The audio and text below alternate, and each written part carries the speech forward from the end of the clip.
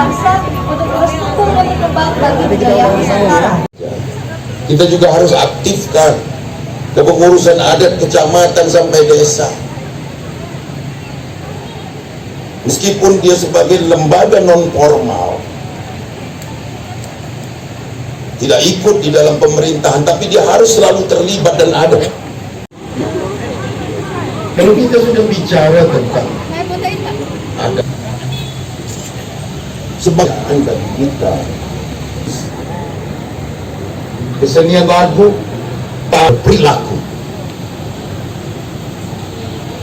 kita bangga jadi orang Sumsel.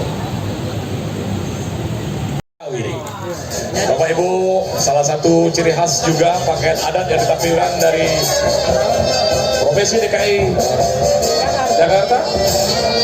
Ini musiknya musik tanjidor ya. Memang biasanya kalau musik tanjidor ini untuk menandakan bahwasanya ada suatu acara pernikahan di tempat tersebut.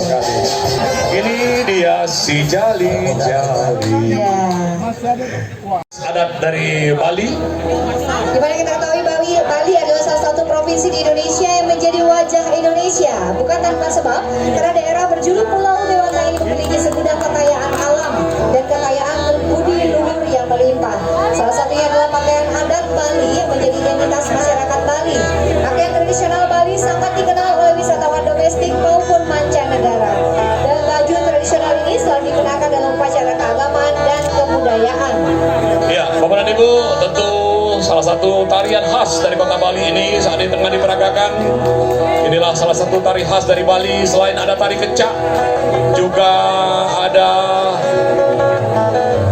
pendat yang ditampilkan barusan Bapak Ibu, pilsan Sang Hyang Widi, di mana Tuhan diyakini memberikan keteduhan, sebuah kedamaian dan juga kegembiraan bagi umat Hindu yang mempercayainya. Ya, kalam jago tigo susun. Dan juga menggunakan gelang sempuru, gelang kano dan gelang gandhi, ditambah dengan sapu tangan segitiga yang terbuat dari beludru merah dengan salah satu sisinya bertabur kelopak bunga melati dari emas. Di pinggir sapu tangan ini terdapat rantai dan juntayan bandul dan lempengan logam berbentuk wajik dipakai mempelai perempuan. Di telunjuk sebelah kanan di pinggang akan berlilitkan pending emas. Terima kasih Cek Bagus, Cek Ayu Palembang, dan kawan-kawan. Kita akan saksikan penampilan berikut.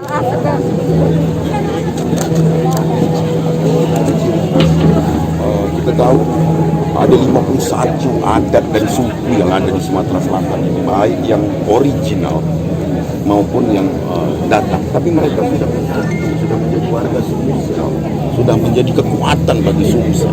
Ini yang harus kita pertahankan. Tapi satu roh bahwa ini adalah alat pemersatu.